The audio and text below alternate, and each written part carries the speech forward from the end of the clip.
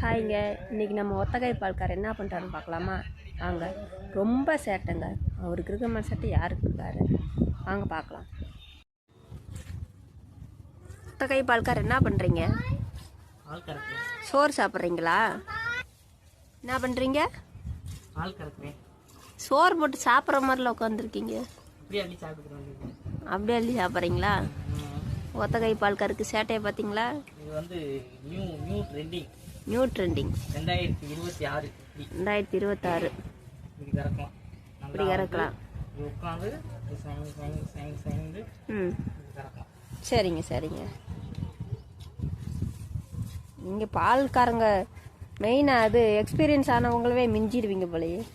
அவங்க வந்து பொறுமையாக கறப்பாங்க. சரிங்க. நான் முடிச்சுட்டு மறக்க மாட்டேன்.